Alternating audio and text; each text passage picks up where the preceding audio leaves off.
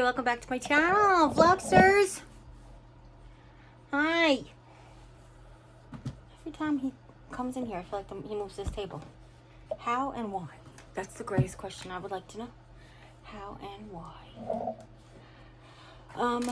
I did never get to share this room makeover part with you that we did, like have the table assembly and the table decorating and all that stuff. So maybe someday, if I ever feel like voicing over a video. Were you okay? Yeah, like a what's fun? From? Don't know.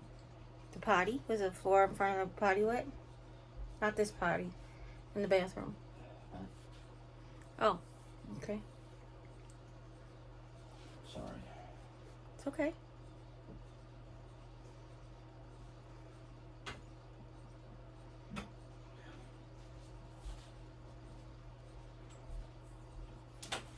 Sorry about that. So today I took a shower. Felt really good to take a shower. However, and don't panic, because I will contact my doctor. I did send my doctor a message on Messenger, but it was like kind of towards the end of the day, and I know they always leave early on Fridays. But I will monitor it, so let me tell you what happened. But I just want to tell you ahead of time, don't panic. It's okay. I was in the shower, and what they trained me to do in the rehab was to hold on while I stood up, to clean my undercarriage, and then to sit back down, take a breath, take a breather, get the shower hose ready, stand up, rinse my undercarriage, rinse the seat, and then sit back down. And an additional thing that I have to do is I have to rinse under my belly after I wash it. Now, that wasn't always the case that I had to do that from a standing position. It used to be like that's my normal, but when I lost a bunch of weight, it was abnormal. I was able to just pick up my belly in the chair. So I took a break after I rinsed my undercarriage, and then I stood up to rinse my belly, and my aide came in to ask me a question, and I started to answer her. And when I sat down, actually, before I even sat down, I sat down kind of like, I need to sit down. Like, I was getting a little fuzzy-eyed or fuzzy-brained. So I said, I really didn't feel good. She's like, look at me. I was like, what do my eyes look like? And I was doing this because I couldn't focus on one. There was like 4 of her I was looking at. Blurred vision, is to say the least. Double vision, yeah, it was really what I would call it. So I was looking at her like this, and I said, what do I look like? She's like, you look like you're gonna murder me. Because my pupils were super dilated, and I was wide-eyed because I was trying to focus. So I asked her to get the blood pressure cuff, and I dried my arm off with like a hand towel. You know, do like sometimes, like, I don't know about you guys, but I keep a hand towel close in case I get like water in my eyes. I never really did when I took a normal shower, but now that I'm taking these like sit down showers, I just keep a towel there in case there's an issue. Because I can't always just like, whoa, you know, it's just not always easy to do that. So I grabbed the hand towel, and I have a left wrist blood pressure cuff. So I dried off my wrist really, really well. And I put the blood pressure cuff on, and I held it across my heart, because we've always done that at my house, because they want you to have a heart level. So if you have a table that's high, you can put it down on the table as long as it's still. So my dad always taught us, like, just hold it across your chest. So I held it across my chest. It inflated normally and deflated kind of slowly, and then I got an E3 message, which was an error message. So I said, okay, let's try it again. I took it off. I repositioned it just again, because again, I'm like fuzzy brained, you know. I'm feeling super dizzy. I'm feeling uneasy and a little nauseated. I'm having trouble breathing, but it felt like, I said to my sister, I was like, I don't know that it was necessary. It was nausea, but what it actually felt like was my belly was too full to take deep breaths. Like my diaphragm wouldn't go all the way down. That being said, I didn't eat. I just had like a bowl of oatmeal for breakfast. And I was snacking all day or whatever. So that's what it felt like. So I said, maybe that was nausea. Maybe they would consider that nausea. I'm not really sure. So I calmed down. I repositioned. I did it. I did it again, and another E3. This time it pumped really high and pumped really low, slowly, and I got an E3 message. So I was, needless to say, not feeling great about it. So she said, I'm going to stay in here. And I was like, after just like a few minutes of, she's like, just breathe normal with me. Just breathe with me, you know. She's really good. So I was just like,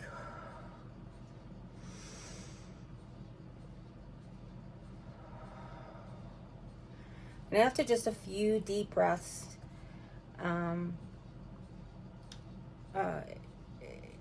really felt much better. I said, okay, I think I feel good enough to wash my hair. She said, you washed your hair already? I said, no, it's the last thing I have to do right now, and I think I feel good enough to do it. So she's like, I'm going to stay with you at least till you get your hair shampooed. She was in the process of making my bed, which she's not required to do, but out of the kindness of her beautiful heart, she does it for us. Anyway, she likes me to be able to get into a fresh, clean bed after my shower, just like I like. So it's really cool. Now, when she was here over the summertime, that was the routine she saw Jimmy and I do. So maybe that's why she just picked up. But she's super sweet. She just came back in here and finished making the bed.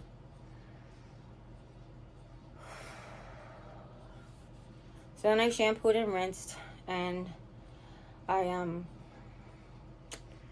started to feel better. Rinsed my back. I washed the bottom of my feet, usually what I do last, because I have to stand up and sit down, so I don't want my feet to be like soapy, you know. Even though I rinsed them, they still could be soapy, if that makes any sense. So that thing that I got Jamie, that gray thing from the Dollar Tree that does like this, that gray rubber silicone thing, what I do is I put the soap on it, I put it on the floor, I use the grabber and I lay it across the floor, and I just rub my feet on it back and forth. It's like that foot thingy, but it's a cheap version. Because of the diabetes and of course the chemotherapy, this particular chemotherapy does make your feet really dry, your skin really dry in the feet. So I've got like a double whammy, so I just want to make sure I did that to my feet, cleaned my feet, and then I really felt much better. So I sat there and I called, like, we were done, and the one thing that I did, the last thing that I do whenever I shower is I wash my face. I have a Buff Puff, like a facial Buff Puff, and some Dove fragrance-free bar soap is what I've always used to wash my face. I mean, every once in a while I treat myself to some fancy thing, but seriously, this was always the best. When I was younger, and my family had like oily skin, I used to just do it with Ivory because I was so sensitive to things, and there wasn't all these fragrance-free things out there. Ivory is very drying on your skin, which is when you're a teenager. That's why I had glowing skin as a teenager, because I was like balanced it. But it also was like, it was very pure. So that was really why it worked for me. But the Dove, fragrance-free Dove with the moisturizer, because you know, once I hit 25 or 30, that was what we switched to. So I go to wash my face, and Lord knows, because I was coming out of this fuzzy brain, my aide was here when I pierced it yesterday, because I wanted her to be here in case anything went wrong. And she called me and said her sister was giving her advice, because her sister just had hers done. She was like, this is how you wash it, this is how you clean it, you know, this is how you clean it, this is how you take care of it. And she said, but listen, when you wash your face, just be careful. And I was like, okay. So last night when I washed my face, I was like washing around it, being very delicate and gentle. This morning when I woke up and I washed my face, it was delicate and gentle. But in the shower, did I tell you guys that I got a nose ring with a barb on the end that you bend down so it doesn't poke you in your septum? So basically, that piece of cartilage covered in skin between your nose canals, between your nasal passages, that's called the septum. And I found a piercing kit that basically you put it through like with the gun, and then you take your finger or your nail. I just pushed it up against my thumbnail, to be honest with you, and it bent down the little point so that it was like a blunt end would stab you. I mean, still little, but it's not little and sharp. So I go to wash my face with the Buff Puff. Where do I always start? On my nose. Oh, goodness gracious. And it didn't hurt.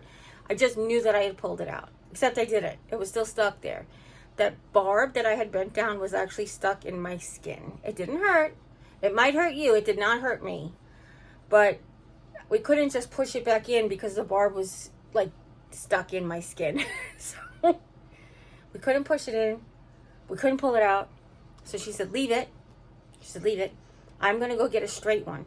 And we'll try to stick it right in. And I was like, okay. So she ran in the room. The kit that I had gotten comes with, a lot of times they come with extra, or like you get a temporary one that's in the gun and then they give you a permanent one for later. So she's like, let me just go get a straight in one. And I was like, okay. So she comes running in here, comes running back in. She's like, oh, you pulled it out? And I was like, no. Apparently it had fallen out.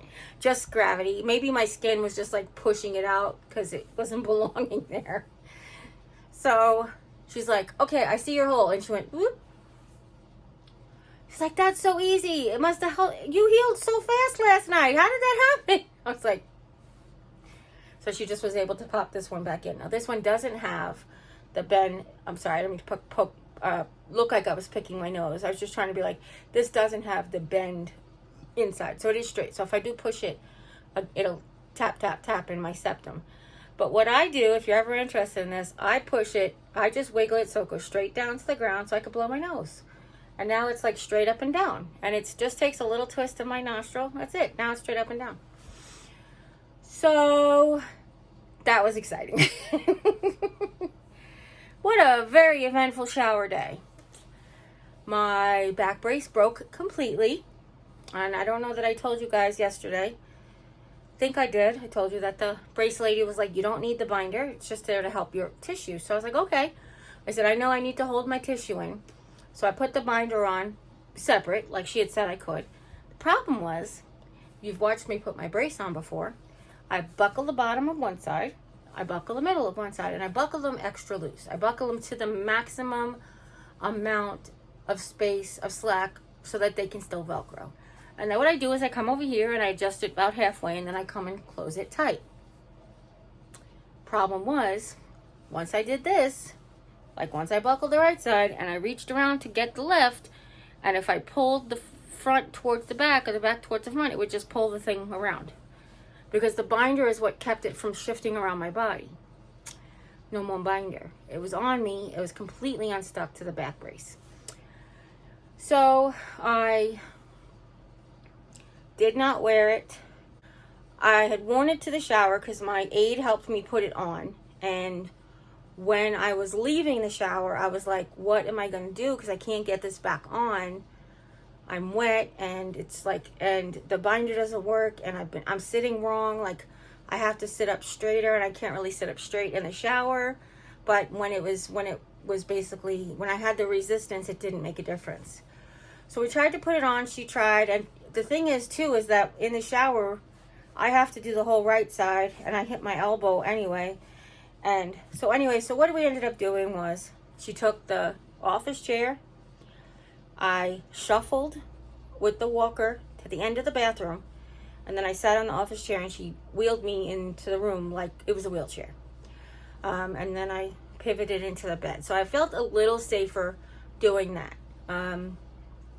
I didn't feel great about it. I was like, she also was panicking. She's like, Jeri, Miss Jeri, careful, go slow. And I finally got into the chair, and I was like, okay, now you, go slow. There's always that like hump getting over the threshold. So it was eventful. It was a very eventful day. I have to find some rubber cement so I can put this thing on, because I can't even go out and do a project we had planned for tomorrow. I can sit in here and FaceTime them in the living room, or the kitchen actually, or I can shout with the door open. But it's very frustrating. The only reason I sit in the chair, like I mentioned before, is because it has a almost perfectly straight back. And I don't mean straight up and down. It is at an angle, but it doesn't contour. Like the back of this chair does not contour. Does that make any sense? It just is one big straight up cushion. It's straight up at an angle like this, but the cushion doesn't like have an arch for your back like the dining room chairs. The dining room chairs are like curved around your back like this.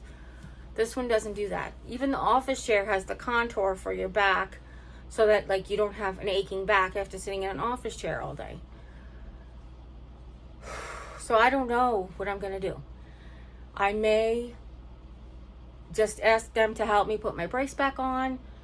With or without the binder is fine. I'm going to have to do it eventually because if I don't get it fixed by the time I go to Texas, but I have to get it fixed by the time I go to Texas.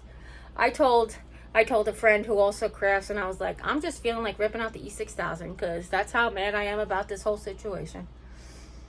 But that being said, I don't want to sit here much longer today because I did so much braceless stuff today. I really just want to like wrap this up.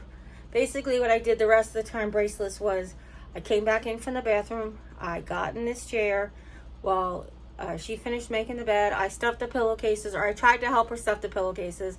She's very independent with not letting me help, and of course I want to help, right? So she let me stuff one pillowcase. I'll take it, whatever I can do. And then I sat here for a while. She sat there and we talked about the day and the rest of the day and how it was going to go. And then I was like, I'm ready to lay down. I was so tired and my back hurts. My back hurts without the brace, and I don't think it has anything to do with the fracture, but it might. Because it feels very like just weak muscles, like when you first start to work out for the first time. Now, you can imagine, even doing my core, like I've told you guys before, I haven't moved those muscles in my back because I wasn't supposed to. I'm not supposed to twist or bend. And even like when I'm wearing the brace, I don't do any of that stuff.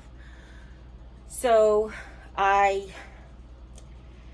when I just like, even just to let them go without support, even sitting in this chair for too long, I feel like they're going without support. I try to do shoulder lifts, which is great. It feels so much better when I just do rolled shoulders, but then my skin, my rash has to feel good. Last couple of days, it's been feeling really good. So if I do shoulder rolls, it does irritate my back, like my rash a little bit, but it does help my back. So I'm just trying, like I'm kind of playing like mad scientist, it feels like sometimes, because okay, will this work and how will I feel after that? And today I walked 6 or 7 feet with the walker and without a brace on, and though I didn't pick up my feet, I just shuffled. How was that? Like, how did that affect me? And I sat in the chair and we rolled in here without the brace on, and how did that feel and how did that affect me? And I'm not gonna lie that I'm not sore, but sometimes I just get sore after a shower too, so I don't really know how to calculate that into the equation. But that being said, all that to say, folks, I all in all had a great day. It had a lot of hiccups. It had a lot of like, what is happening kind of things. Like, I don't want to be like, knock on wood, what else can go wrong? I'm not doing that. Could do it, just did it really. But I'm saying I'm not doing it because it's not happening. Oh gosh, because that's how I feel. I'm like, okay, take your meds, eat your dinner, take your meds. Oh, that's another thing. Jimmy and I have had Hormel beanless chili forever. We've been eating this forever with cut up hot dogs in it. It's a very keto friendly, does have carbs in it, don't get me wrong, but considering the amount of protein, keto to fat and all that stuff, I mean carbs to fat and protein, it's very, I find it very my kind of keto friendly. Don't be quoting me, this isn't a keto tip. Cut up hot dogs, which aren't great for you because all of the stuff that's in hot dogs, and I get that, but it's not something we eat all the time. I mean, we've had it many times. We've had this chili. I'll either have it on cauliflower rice, he'll make it in chili mac, because it's very tender meated. And, you know, like, when he makes ground beef and taco meat, sometimes he browns it too much and it hurts. But this is a very tender meat. I don't know how else to say it other than saying tender meat 10 times. Today, I looked at him and I said, oh, did you get the hot chili? Like, I didn't even know they made beanless chili and spicy. And he's like, no, but I'm thinking the same thing. It was so hot. Like, that day at the factory, somebody dropped the jalapenos in the chili batch. I was like, whew. Just, my mouth is watering just thinking about it. I literally was like, how would hot dogs with chili go with sour cream?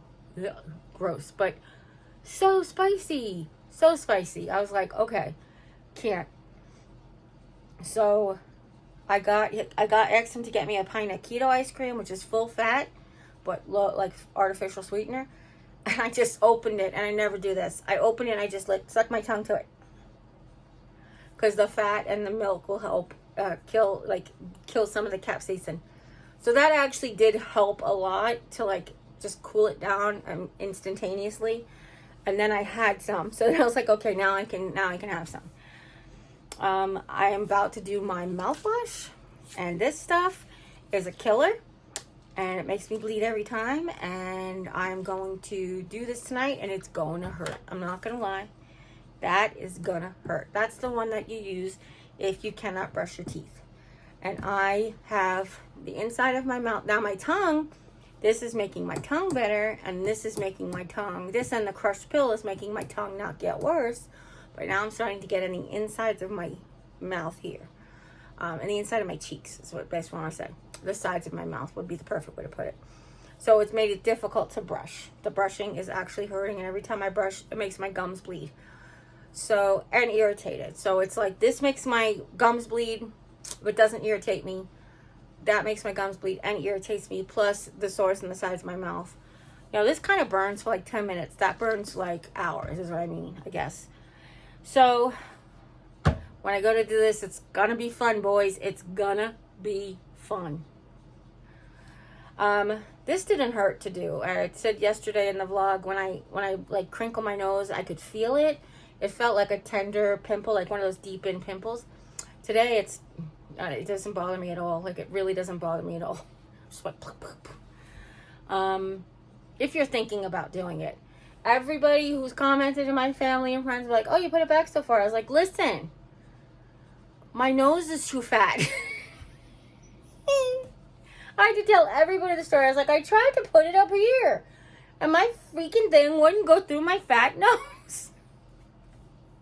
So here it is to stay. Anyway, it's just fun. I like it. It's fun. I am getting treated for a reading on Sunday, and I'm super excited for it, because the last time I actually had a reading was my mom took me to a friend in Oceanside, and my mom paid for me to go, and I was kind of like 17, 18, and just kind of like lost a little. Like, I really didn't know what path I wanted to take. And she was like, I see you working with numbers. I see you like doing books. And I'm not going to lie, at AHSC I did a lot of bookkeeping. You have to balance the individual's budgets and the house petty cash budget, your grocery budget. You have to do a lot of numbers. But I wouldn't consider it a numbers game when I first started. I would definitely think you like person care first, you know. But, and then when I worked at the day program, you didn't hardly do any numbers, because you didn't do people's money, you just did petty cash. That being said, it was a long time ago, and and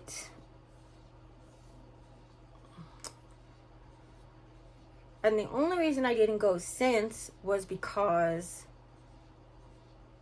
I figured once I had proof that what she had stated came true, then I would be like, oh, okay, so this was like a good thing. And it didn't click to me till I was thinking about it the other day, because here I am 30 years later, and I didn't think a drop of it until I was like offered this opportunity to like, do you want to have a reading? And I was like, oh wow, you know what, last time I had a reading was like 30 plus years ago, and she was like, you're gonna work with numbers, and I was like, I never did. Yeah, I did. I ended up working with numbers a lot. And when I managed the movie theater, and when I was a cashier at the grocery store, and when I worked in the group homes, and then when I worked in the nursery school, and then when I worked in the group homes again, Nursery school, not so much. I mean, we did settle up contracts at the end of parties and stuff, but really that wasn't my responsibility. And even as a teacher getting paid, it wasn't my responsibility. You know, my biggest responsibility was to buy craft supplies. Like, my boss would say, how's the craft supplies doing? When we were gonna start camp season, or like twice a year, like the beginning of school, and then when you come back after January, you're like, okay, you're gonna get some supplies. What do you have planned for these particular holidays? And I'd go through the book and I'd come up with ideas, and then we would get the supplies. Maybe that's what she meant. Maybe it was just all of this to teach you budgeting. Like I did that one time I taught you mind budget. Anyway, my mouth is starting to pay me back for the dinner. So I'm probably going to go here in a minute. I do have to blow my nose. Would you like to see me blow my nose? Just kidding. I do have to wipe it though, because it's about to drip off the planet. Ooh, I moved my table. And I just realized my earbud wasn't in. I wonder if you guys heard any of that.